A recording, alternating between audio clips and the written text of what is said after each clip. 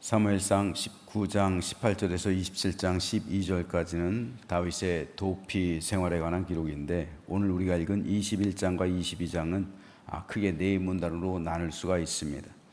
21장 1절에서 9절은 다윗의 놋당 제사장 아히멜렉에게로의 피신에 대해서, 10절에서 15절은 다윗의 가드왕 아기스에게로의 피신과 위기 모면을, 22장 1절에서 5절은 아둘람 굴과 모압과 헤렛 수풀로 도피한 다윗에 대해서, 22장 6절에서 23절은 도에게 아히멜렉 고발과 사울의 놋 제사장 학살 사건에 대해서 기록하고 있습니다.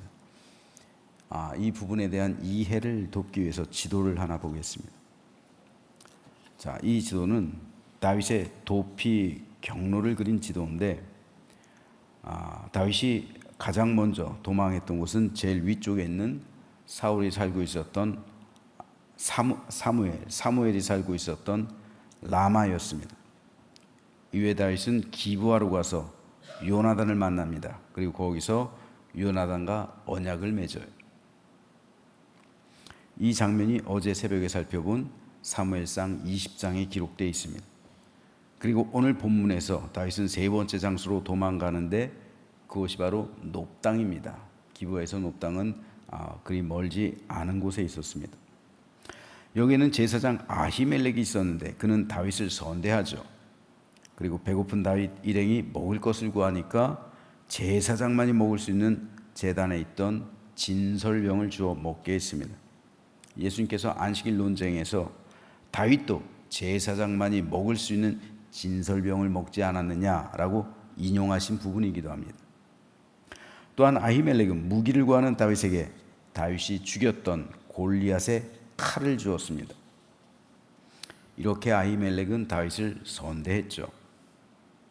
이후에 다윗은 네 번째 도망 장소인 가드 땅으로 도망합니다.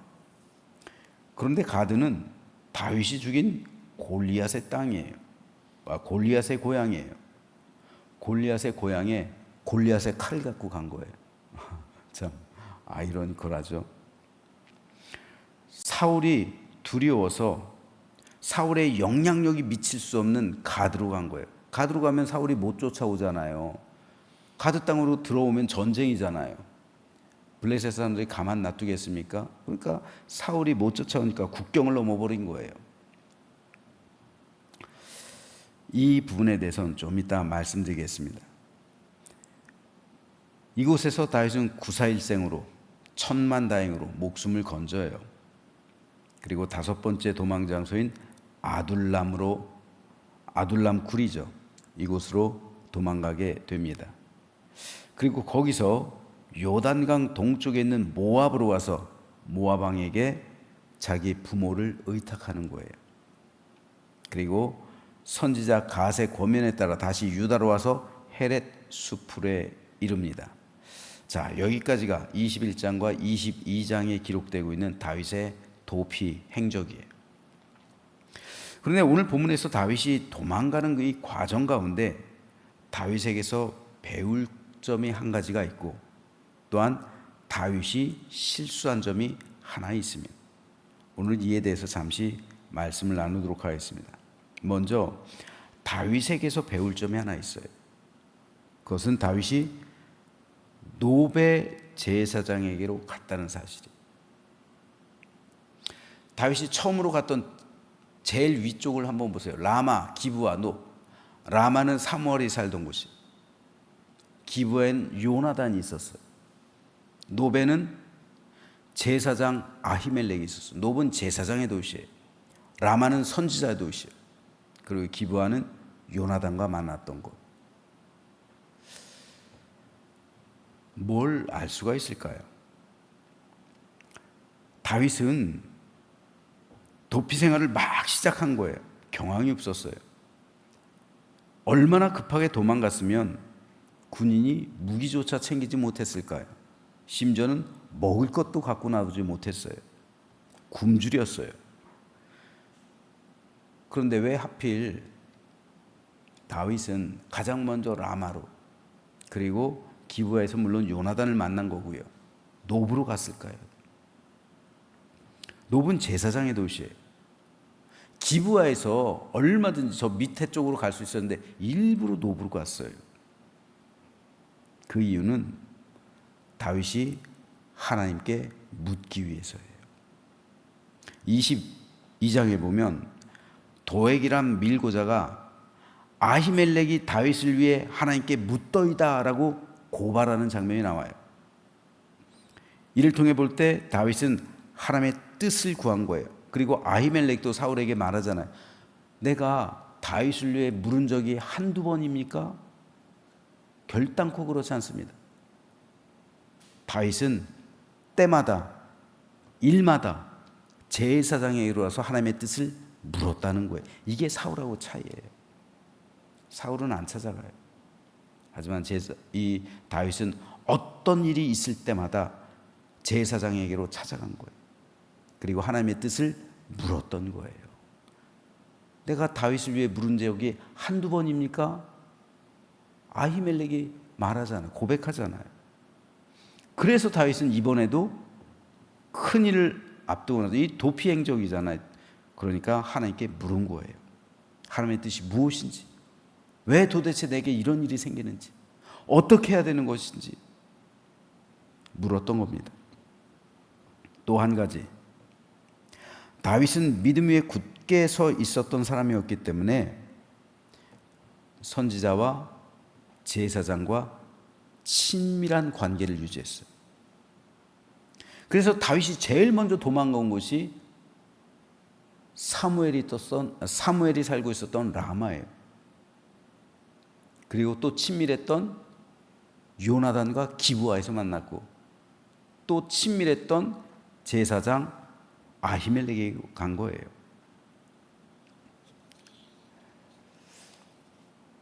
급할 때 누구를 찾느냐? 다윗은 급할 때 사무엘을 찾았고요, 요나단을 찾았고요, 아히멜렉을 찾았어요. 선지자, 제사장을 찾았단 말입니다. 급할 때. 사울은요, 급할 때 무당을 찾았어요. 이게 다윗하고 사울의 차이예요. 다윗은 급할 때 선지자를 찾아가고 제사장을 찾아가요. 사울은 급할 때 무당을 찾아가요. 저 여러분은 급할 때 누구를 찾아갑니까? 여러분은 급할 때 누구에게로 가십니까? 급할 때 어디를 가느냐, 급할 때 누구를 찾느냐를 보면 그 사람의 신앙을 알 수가 있는 거예요. 많은 성도들이 급할 때 사람을 찾아요. 자기가 의지하는 사람이 있어요.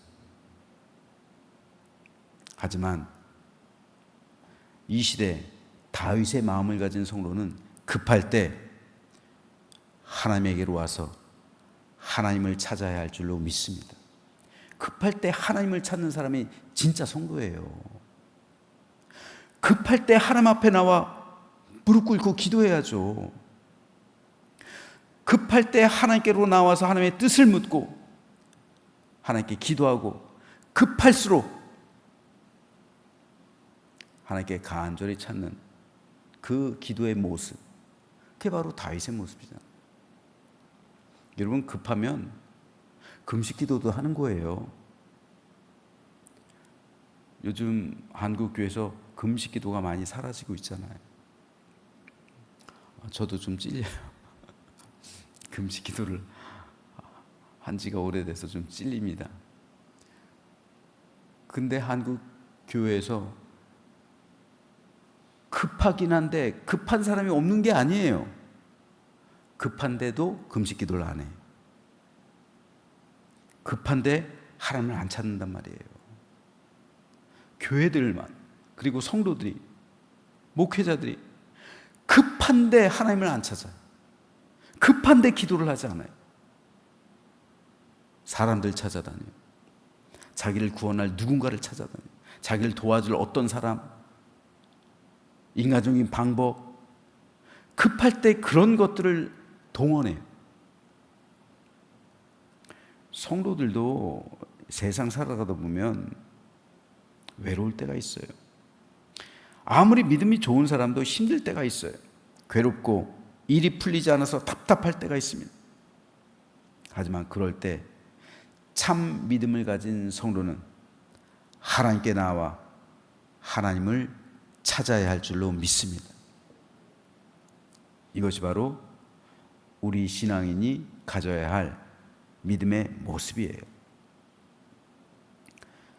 그럴 때 우리 하나님께 기도와 간구로 아뢰고 하나님의 뜻을 다윗처럼 찾는다면 결국 다윗이 지금은 힘들죠.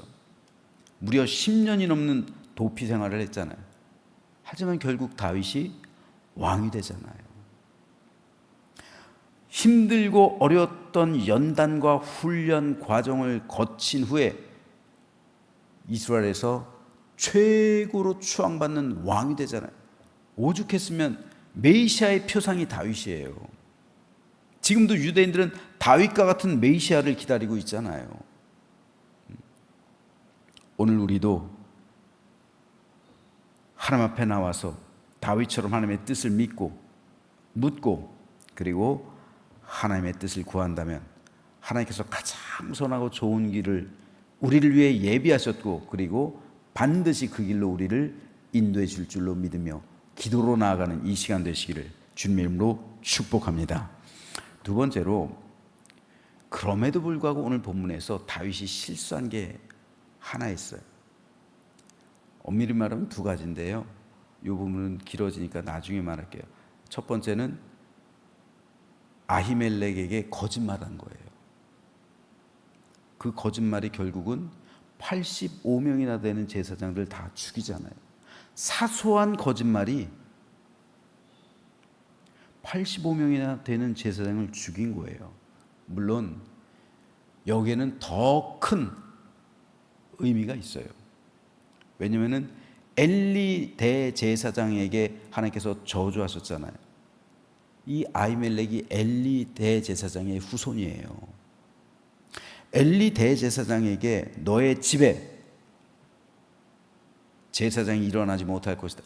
여기서 성취되고 있는 거예요. 아도니아요. 아도니아를 마지막으로 대제사장의 맥이 끊겨요. 솔로몬 때. 그래서 아히멜렉의 아들 아도니아가 솔로몬의 겨우 목숨만 건지고 살았던 곳이 아나돗이잖아요. 그래서 몰락한 제사장 가문, 그게 바로 엘리 대제사장에게 말씀하신 저주가 성취된 거예요. 아히멜렉 사건은 그 과정의 일부로 보는 게 맞는 거예요. 성취된 거예요. 그리고 아도니아라네. 아비아달이죠. 아비아달이 아도니아 편을 들었죠. 이 아비아달이 아나돗에 가서 몰락한 제사장 가문이 되었고 그 후손으로 태어난 사람이 선지자 예레미야라고 했죠. 어떻든 이것이 다윗이 했던 실수예요. 이거 잘못이긴 하죠. 어쨌든 거짓말을 했으니까. 그로 인해서 85명이나 되는 제사장들이 죽임당하고 심지어는 어린아이들까지 다 죽임당했어요. 여러분, 사소한 거짓말 한마디가 이러한 엄청난 후폭풍을 가져올 수가 있는 거예요. 사람은 무조건 정직해야 돼요. 그 당시에는 그게 불이익이 될 수도 있어요. 근데 조그만 것으로 막을 수 있는 그거를요, 나중엔 도저히 이거 어떻게 막아요? 이거를 막을 수가 없는 거예요. 그런데 제가 정작 오늘 주목해 보는 건요, 다윗의 두 번째 실수예요. 그거는 바로 다윗이 가드 땅으로 도망간 거예요. 아마도 다윗은 블레셋 사람들이 자기를 못 알아볼 것이다 생각했던 것 같아요. 어쩌면 망명을 생각했을 수도 있어요. 망명. 실제로 다윗은 두 번째 블레셋 세계로 갔을 때 그때 망명이었어요. 실제로. 이후에 다윗은 한 번도 블레셋 땅으로 가잖아요. 그래서 용병이 되잖아요. 망명이에요, 그때는. 어쩌면 지금 망명을 염두에 두고 있었을 수도 있어요. 그런데 계획대로 되지 않았어요. 가드왕 아기스의 신하들이 다윗을 똑똑하게 기억하고 있었어요. 아기스의 신하들이 아기스에게 말하되 이는 그 땅의 왕 다윗이 아니니까 우리가 춤추며 이 사람의 일을 노래하여 이르되 사울이 죽인 자는 천천히요 다윗은 만만히로다 하지 아니하였나이까 한지라. 다윗이 이 말을 그의 마음에 두고 가드 왕 아기스를 심히 두려워했다. 다윗이 가드 땅으로 갈 때까지는 자기가 의탁하려는 꿈이 있었던 거예요. 거기서 안전하게 살려고 하는 꿈이 있었던 거예요. 못 알아볼 것이다 라는 생각이 있을 수도 있고 어쩌면 망명을 간 것일 수도 있어요. 그런데 일이 계획대로 되지 않았어요. 일단 아기스의 신하들은 다윗을 왕이라고 표현해요. 즉 다윗이 왕으로 기름 부음 받은 것까지 알고 있었던 거예요. 이스라엘 여인들이 부른 노랫소리 그 가사까지 다 알고 있어요. 다윗의 정체가 탄로 났잖아요. 이건 망명한다고 될 수 있는 게 아니에요. 그래서 다윗은 마지막 수단으로 살기 위해 미친 척해요. 침을 흘려요. 어기적거리면서 그적거리면서 대문을 이렇게 다니고 미치광이처럼 행동합니다. 그래서 겨우 목숨을 건져요. 오죽 답답했으면 다윗이 적국인 블레셋으로 도망갔을까요? 하지만 결과론적으로 볼 때 블레셋은 다윗이 도망갈 곳이 아니에요. 그것은 하나님의 뜻이 아니었어요. 아무리 급해도 성도가 가야 할 곳이 있고요, 가지 말아야 할 곳이 있어요. 급하다고 해서 사울처럼 무당 찾아가서는 안 돼요. 급하다고 해서 다윗처럼 하나님의 원수 블레셋 땅으로 들어가선 안 되는 거예요. 다윗은 이후에도 한 번 더 가잖아요. 블레셋 땅으로 또 망명을 가잖아요. 그래서 사울과 실제로 싸울 뻔하잖아요. 왜요? 다윗을 용병으로 고용했으니까. 그 왕이 다윗을 선발대로, 근데 나머지 이 블레셋은 다섯 족속의 연합체잖아요. 나머지 네 왕이 반대하잖아요. 그래서 어쩔 수 없이 다윗이 살고 있었던 시글락, 블레셋 왕이 시글락을 줬거든요. 다윗의 성읍으로. 시글락에 갔더니 모조리 다 아말렉 족속에 의해서 처자들, 짐승들 다 끌려갔잖아요. 그래서 다윗을 죽이려고 했잖아요. 다윗의 용사들이 그 사건으로 인해서. 블레셋은 가서는 안 되는 땅이에요. 한 번 이런 경험을 했는데 또 간 거잖아요. 블레셋으로. 성도는 하나님의 은혜가 흐르는 곳으로 가야 되는 거예요. 성도가 살아가야 할 곳은 하나님의 은혜가 흐르는 장소지 하나님의 은혜가 없는 곳에 가서는 안 되는 거예요.